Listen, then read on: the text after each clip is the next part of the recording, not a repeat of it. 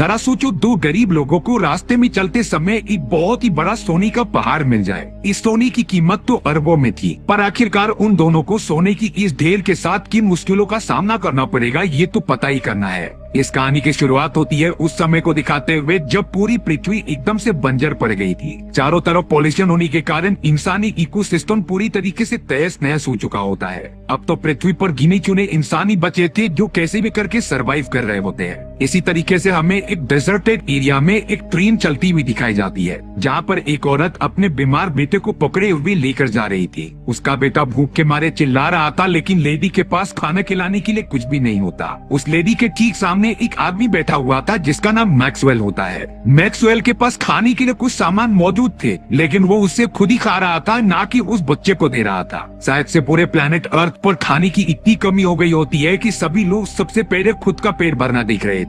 अब मैक्सवेल एक स्टेशन आने पर वहीं उतर जाता है। दरअसल बात ये थी कि मैक्सवेल को एक आदमी ने बुलाया होता है काम के लिए, जो काम करने के बदले उसे कुछ पैसे देगा। इसीलिए वो एक कॉल करने के लिए पास ही वाले दुकान में चला जाता है, जहाँ पर एक आदमी मौजूद था। सबसे पहले मैक्सवेल वॉशरूम की तरफ चला गया था, जहाँ पर वो फ्रेश हो सके, लेकिन वॉशरूम बहुत ही गंदा होता है, जिसकी वजह से उसे काफी सारी कठिनाइयां झेलनी पड़ रही थी। अब मैक्सवेल को अपने डेस्टिनेशन तक पहुंचने के लिए काफी लंबा सफर तय करना पड़ेगा, इसीलिए वो वहाँ पर मौजूद एक ड्राइवर से बात करता है और उससे कहता है कि मुझे इस जगह पर जाना है। वो ड्राइवर जिसका नाम जैक था वो इस बात के लिए मान गया होता है और अब मैक्सवेल और जैक भी गाड़ी में बैठकर निकल पड़े थे अपने सफर की तरफ। जैक ने पहले मैक्सवेल को $200 का वादा किया था देने के लिए, लेकिन अब वो मैक्सवेल से कहता है कि तुम्हें फ्यूल और सारी चीजों का भी खर्चा देना पड़ेगा। मैक्सवेल एकदम से चौंक गया था, क्योंकि उसके पास तो उतने पैसे भी नहीं होते। इसीलिए अब जैक कहता है कि तुम अगर चाहो तो मैं कार वापस से मोड़ सकता हूँ, बट ये सारी चीजें मैक्सवेल की मजबूरी थी और उसे काम तक पहुंचना था। मैक्सवेल कहता है कि मैं तुम्हें पैसे लौटा दूंगा, लेकिन तुम प्लीज मुझे अपनी डेस्टिनेशन तक लेके चलो। इसीलिए अब वो दोनों लगातार आगे की तरफ बढ़ने लग गए थे। ग्लोबल वार्मिंग ने पृथ्वी की आसपास की सारी पेड़ पौधों को एकदम से नष्ट कर दिया था, यानी कि अब पूरी जगह एकदम बंजर जमीन बन चुकी थी। थोड़ी देर आगे जाने के बाद ही मैक्सवेल और जैक ने दिखा कि एक कुत्ता दूसरे कुत्ते को मारकर खा रहा है। इसीलिए अब जैक जल्द से जल्द कार से बाहर निकलकर उस कुत्ते को भगाता है और घायल हुए कुत्ते को जान से मार देता है, क्योंकि उसे पता था कि कुत्ता तड़प तड़प कर मरने वाला है, इसीलिए उसे बड़ी आसान सी मौत दे दी जाए। और अब वो दोनों लगातार कार में बैठकर आगे बढ़ने लगे थे। काफी रात होने के बाद वो दोनों तो उसी खंडहर जमीन पर ही एक रात गुजारते हैं। मैक्सवेल अब जैक को बताता है कि मुझे कंपाउंड नाम की एक जगह पर जाना है, जहां मुझे काम मिल सकता था। तभी जैक ने जवाब दिया कि मैंने इस जगह के बारे में सुना है। वो एक ऐसी बेकार जगह थी जहां पर इंसानों के साथ कुत्तों जैसा सुलूक किया जाता था। वो हमें इंसान नहीं समझते थे, बल्कि अपनी काम करने के लिए नौकर समझते थे। तब जाकर मैक्सवेल कहता है कि मुझे ये सारी चीजें चलेंगी, एटलीस्ट मैं ये बियर्ड इलाके में मरना तो नहीं चाहता। अब अगले दिन जैक काफी ज्यादा थक गया था, इसीलिए मैक्सवेल गाड़ी चला रहा होता है काफी देरी से। मैक्सवेल के मन में आने लगा कि शायद मैं जैक की कार लेकर यहाँ से भाग सकता हूँ, जिससे कि मैं कहीं भी जा सकता था। इसीलिए अब मैक्सवेल ने गुस्से में आकर वहाँ का एसी चालू कर दिया होता है, जो कि बैटरी पर चलता है, और थोड़ी देर के अंदर ही अंदर कार पूरी तरीके से खराब हो चुकी थी। जैक को जब मैक्सवेल की इस हरकत के बारे में पता चला तब वो उस पर काफी गुस्सा हो रहा था। मैक्सवेल को भी एहसास होता है कि उसने गलती कर दी है, और अब जब तक कार ठीक नहीं हो जाती तब तक वो दोनों यहाँ से बाहर नहीं निकल सकते। जैक तो कार ठीक करने में बिजी था, वहीं मैक्सवेल थोड़ा हल्का होने के लिए आ जाता है। तभी अचानक उसे कुछ दूरी पर चमकती हुई चीज दिखाई दी। जैक तुरंत उसके पास जाता है, तब उसने देखा कि किसी चीज पर बहुत सारे पत्थर रखे गए। उसे ये समझ आ चुका था कि जरूर किसी ने कोई चीज अंदर दफनाई थी, जिससे कि वो दिखाना नहीं चाहता। अब मैक्सवेल जैसे ही कुछ पत्थरों को हटाता है, तभी उसे वहाँ पर चमकती हुई कोई चीज मिली। अच्छे से देखने पर उसे पता चला कि ये तो और कुछ नहीं बल्कि गोल्ड है। ये गोल्ड कोई छोटा मोटा पत्थर नहीं था, ये तो अंदर तक फैला हुआ होता है। लेकिन मैक्सवेल को समझ में नहीं आ रहा था कि आखिरकार इतनी महंगे और कीमती सोने को यहाँ पर रख कर कौन जाएगा। वो तो एक मोमेंट पर सोच रहा था कि ये सोने को वो जैक के बारे में न बताकर खुद ही रख ले, बट उसे छूने पर पता चल रहा था कि ये बहुत ही बड़ा है और अकेले वो इसे नहीं लेकर जा सकता। इसीलिए मैक्सवेल ने जैक को भी बुला लिया, जो अच्छे से चेक करने लगा कि ये रियल सोना भी है कि नहीं। जैक भी देखकर एकदम चौंक गया था और कहता है कि ये तो रियल में एकदम प्योर सोना है। इसीलिए जैक और मैक्सवेल लगातार उस सोने के टुकड़े को खोलने लगते हैं, जिससे कि पता चल सके कि ये कितना बड़ा है। चौंकाने वाली बात ये थी कि वो जितना भी खोदते जा रहे थे वो सोना उतना बड़ा होता जा रहा था। यानी कि वो पूरा सोने का पत्थर है। वो तो उस सोने को बाहर निकालने के लिए अपनी कार से भी ट्राई कर रहे थे जो अब ठीक हो चुकी थी, पर अफसोस की बात ये होती है कि वो सोना तभी भी नहीं निकलता। अब थोड़ी देर साथ बैठने के बाद मैक्सवेल ने कहा कि ये सोना अगर हमें मिल जाएगा तो मैं अपनी जॉब नहीं करूंगा। जैक भी कहता है कि मैं भी आज के बाद कार चलाना छोड़ दूंगा, हमारे पास इतना पैसा होगा कि हम लोग अय्याशी करेंगे, लेकिन सबसे पहले इस सोने को बाहर निकालना जरूरी था। इसीलिए अब जैक कहता है कि हमें कंस्ट्रक्शन वर्किंग की एक गाड़ी चाहिए होगी जो इस सोने को बड़े आसानी से बाहर निकाल कर ट्रांसपोर्ट कर सके, पर वो गाड़ी इस जगह से काफी ज्यादा दूर थी। इसीलिए अब मैक्सवेल जैक से कहता है कि मैं यहीं पर रुक जाता हूँ और तुम जाकर गाड़ी लेकर आ जाओ। बट जैक को कहीं न कहीं मैक्सवेल पर बिल्कुल भरोसा नहीं था। वो मैक्सवेल से कहता है कि इस जगह पर तुम नए हो और तुम्हें बिल्कुल भी नहीं पता कि सर्वाइव कैसे करना होता है, इसीलिए तुम गाड़ी लेने जाओ और मैं यहाँ पर रुकता हूँ। लेकिन मैक्सवेल अपनी बातों पर टिक गया था और अब अंत में जाकर जैक को मानना ही पड़ता है कि वो गाड़ी लेने जाएगा और मैक्सवेल यहीं पर रुकेगा। जैक ने मैक्सवेल को कुछ पानी के डिब्बे दे दिए थे और उसे यहाँ रहने की एक टेक्निक बताई थी। वो कहता है कि तुम एक छोटे कपड़े से अपना सर ढक लेना जिससे कि तुम्हें धूप न लगे और समय समय पर थोड़ा थोड़ा पानी पीना। जैक को आने में 2 से 3 दिन भी लग सकते हैं, इसीलिए तब तक मैक्सवेल को अपनी प्रोटेक्शन करनी होगी। और अब ये सारी चीजें कहने के बाद जैक निकल पड़ता है अपनी कार में बैठकर कंस्ट्रक्शन वर्कर की कार लेकर आने की।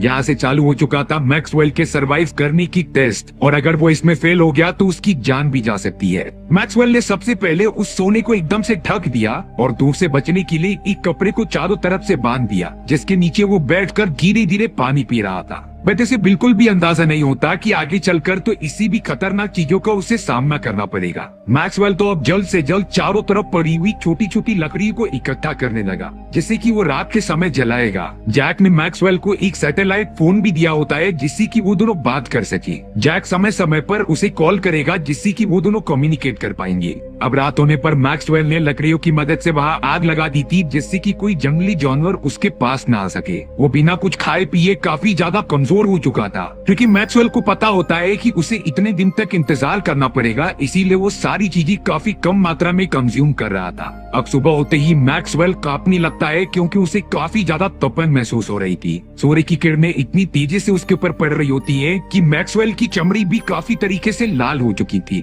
और अब मैक्सवेल को अपनी प्रोटेक्शन के लिए कुछ न कुछ करना ही होगा, नहीं तो वो इस तरीके से मर जाएगा। मैक्सवेल जब भी थोड़ा सा डिमोटिवेट होता तो वो उस सोनी को देखने लग जाता है जैसे कि वो उसे हिम्मत दे रहा है, क्योंकि सोने को देखकर मैक्सवेल को लग रहा था कि वो एक समय के बाद अमीर इंसान बन सकता है। काफी तेज हवा चलने के बाद सोने के ऊपर से धूल हट गई थी, इसीलिए मैक्सवेल जाकर सोने के ऊपर बहुत सारे पत्थर रख देता है जिससे कि कोई और उसे देख ना सके। अब वो थोड़ा सा ऊपर की तरफ जाने लगा जहाँ पर रेत की एक छोटी सी चट्टान थी। तभी उसे क्रैश हुए प्लेन की कुछ मलबे दिखाए जाते हैं जिसे देखकर वो खुश हो गया था। वो जल्द से जल्द प्रेम के पास जाता है और वहाँ के अच्छे अच्छे सामान को इकट्ठा करने लगता है। वो मैक्सवेल इसीलिए ज्यादा खुश था क्योंकि उसे अपना सर ढकने के लिए और धूप से बचने के लिए अच्छी जगह मिल गई थी। भले से ही वहाँ पर कोई भी धूप लग नहीं रही होती, लेकिन मैक्सवेल के दिमाग में एक ही बात घूम रही थी कि अगर वो अपने सोने पर ध्यान नहीं रखेगा तो कोई और उसका सोना लेकर जा सकता था। इसीलिए अब यहाँ वो अपने बारे में ना सोचते हुए सोने के बारे में सोचता है, क्योंकि एक वही चीज है जिसके लिए वो अब तक जिंदा था।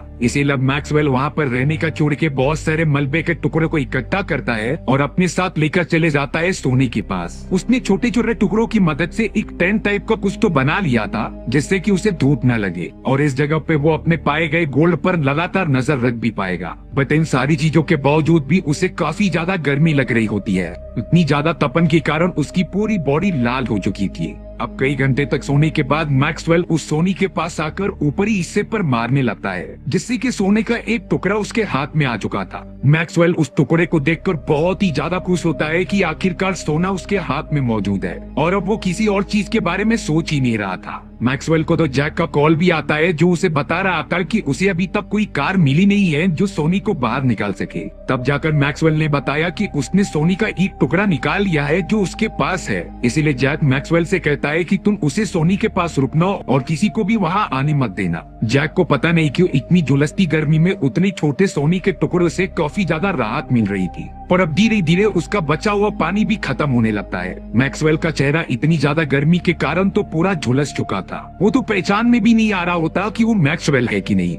एक रात तो उसे जंगली कुत्तों के भौंकने की आवाज सुनाई देती है, इसीलिए वो आग जलाकर पूरी रात सोया ही नहीं। सुबह होने पर उसे काफी ज्यादा भूख लग रही थी, तभी उसके सामने एक सांप आ जाता है। मैक्सवेल चाहता था कि वो इसे मारकर अपना पेट भर ले, बट इससे पहले वो सांप वहाँ से भाग गया था। एक चौंकाने वाली बात हो गई कि उस सांप को जब मैक्सवेल पकड़ने जा रहा था तब उसके पैर से लगकर पानी की वो बोतल नीचे गिर गई थी, जिससे कि आधे से ज्यादा पानी बेकार हो जाता है। मैक्सवेल तो एकदम फ्रस्ट्रेटेड होकर चिल्लाने लगा था, क्योंकि इस तरीके की गलती तो उसकी आगे चलकर जान भी ले सकती है। अब मैक्सवेल तो कई दिनों तक सोनी के पास ही मौजूद था उसकी प्रोटेक्शन के लिए, लेकिन उसे अचानक एक इंसान दिखाई देता है जो लगातार उसकी तरफ बढ़ रहा था। मैक्सवेल तो जाकर प्लेन के अंदर छुप जाता है, क्योंकि वो नहीं चाहता था कि सोनी के बारे में किसी को पता चले। हमें बाद में अंदाजा हुआ कि वो इंसान एक लेडी है जो यहाँ पर सरवाइव कर रही थी। उस लेडी ने मैक्सवेल को देख लिया था, इसीलिए वो उसके पास आकर कहती है कि चलो मैं दूसरी तरफ जा रही हूँ, तुम भी मेरे साथ आ जाओ। बट मैक्सवेल घबराते हुए कहता है कि तुम यहाँ से चली जाओ, मैं यहीं पर रहूंगा। इन सारी बातों से लेडी को मैक्सवेल पर शक होने लगा, इसीलिए वो रेत के दूसरी तरफ जाने लगी जहाँ पर सोना मौजूद था। मैक्सवेल तो उसे रोकने की कोशिश करता है, बट वो लेडी मानती ही नहीं। और अब मैक्सवेल एक ऐसा कदम उठाने जा रहा था जो उसने कभी सोचा भी नहीं होता। उसने तो लेडी के सर पर वार कर दिया और उसे जान से मार दिया। मैक्सवेल उस लेडी को लेके जाकर जमीन के अंदर दफन कर देता है,